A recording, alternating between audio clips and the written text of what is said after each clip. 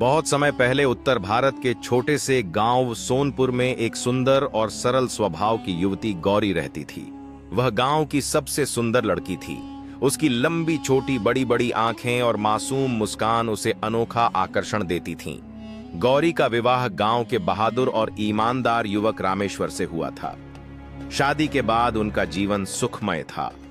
हर सुबह गौरी अपने आंगन में तुलसी को जल देती, पक्षियों को दाना डालती और फिर अपने पति के साथ खेतों में काम करती। गांव में हर कोई कहता था, रामेश्वर बहुत भाग्यशाली है, उसे इतनी सुंदर और नेक पत्नी मिली है। एक रात जब पूरा गांव गहरी नींद में था, तभी गांव में कुख्यात चोर बल्लू डाकू चोरी करने आया। वह घर घर दबे पांव घूम रहा था। जब वह गौरी के घर पहुंचा तो दीपक की मंद रोशनी में उसने गौरी को देखा। गौरी नींद में थी। उसका चेहरा चांद की तरह चमक रहा था। बाल बिखरे हुए थे और होठों पर हल्की मुस्कान थी। उसकी सुंदरता ने बल्लू को पल भर के लिए रोक दिया। वह चोरी करना भूल गया और मन ही मन बोला, ऐसी रूपवती को अगर मैं अपने साथ ले जाऊं तो सारी दुनिया भूल जाऊं। उस रात वह बिना चोरी किए चला गया, लेकिन उसके मन में खतरनाक योजना जन्म ले चुकी थी। अगले दिन बल्लू गांव में गौरी का दूर का भाई बनकर पहुंचा। वह साफ सुथरे कपड़े पहनकर हाथ में मिठाई का डिब्बा लिए रामेश्वर के घर पहुंचा और जोर से बोला, बहन गौरी देखो, तुम्हारा भाई लौट आया। रामेश्वर हैरान हुआ, तुम कौन हो? मैंने तो कभी तुम्हें नहीं देखा। बल्लू ने बड़ी चालाकी से कहा, जब इसका जन्म हुआ था तभी मैं रोजगार की तलाश में दूर चला गया था। सालों बाद लौटा हूं, आज इसे मायके ले जाने आया हूं। माँ बाप बहुत याद कर रहे हैं। गौरी पहले तो चुप रही, पर बल्लू ने उसे भावुक कर दिया। रामेश्वर ने भी सोचा कि दूर के रिश्तेदार होंगे। दोपहर में ही गौरी की विदाई कर दी गई। बैलगाड़ी में थी। जब गौरी कुछ दूर जाती है तब दूसरी दिशा में जाते हुए बैलगाड़ी को देखकर, भैया ये तो गलत दिशा है, मायका तो उधर है। तभी बल्लू ने ठहाका लगाते हुए कहा, अब मुझे भैया मत कहो, अब मैं तुम्हारा सयाम हूं। अगर ज्यादा बोलेगी तो यहीं खत्म कर दूंगा। गौरी का खून सूख गया। उसने समझ लिया कि वह फंस चुकी है। बल्लू उसे घने जंगलों में बने अपने गुप्त घर ले गया। वहां उसकी मां और बहन कुंती रहती थीं। वह अपनी मां से कहता है, लो मां, बहू को लेकर आया हूं, अभी से संभाल लो। मां कहती है, ठीक है बेटा। वे लोग मांसाहारी और क्रूर थे। गौरी को कैद में रखा गया।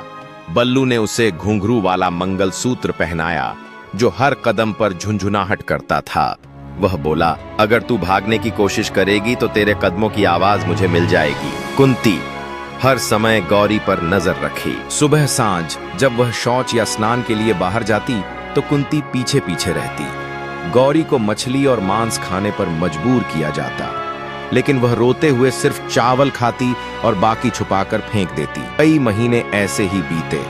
गौरी हर रात सोचती कि क्या वह कभी अपने पति को फिर देख पाएगी। एक दिन उसने फैसला कर लिया। सुबह उसने कहा, मुझे जंगल में स्नान करना है, आज मौसम भी अच्छा है।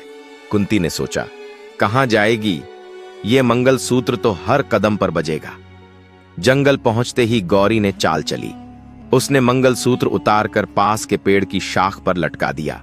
हवा के साथ वह झूलने लगा और झुनझुन झुनझुन बजता रहा। कुंती को लगा कि गौरी यहीं स्नान कर रही है। इसी बीच गौरी ने बल्लू के घर में छुपाए अपने सारे गहने और जेवर गठरी में बांधे और पेड़ों के बीच से भाग निकली। कुछ देर बाद बल्लू दौड़ता हुआ वहां पहुंचा। उसने पूछा, अरे भाभी कहाँ हैं? कुंती ने हंसते हुए कहा, यहीं है, देखो मंगलसूत्र तो बज रहा है। बल्लू ने चारों ओर देखा। गौरी कहीं नहीं थी।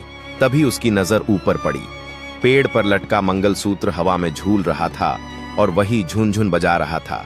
बल्लू गुस्से में दहाड़ उठा, भाग गई और गहने भी ले गई। वह दौड़ दौड़कर जंगल छानता रहा, पर गौरी बहुत दूर निकल चुकी थी। गौरी थकते थकते अपने गांव पहुंची। उसने सारी घटना अपने पति रामेश्वर को सुनाई। रामेश्वर क्रोध से भर गया। अगले दिन बल्लू फिर से भाई बनकर आया। रामेश्वर और गांव वाले तैयार थे। उन्होंने बल्लू को पकड़ लिया। गांव की चौपाल में पंचायत हुई।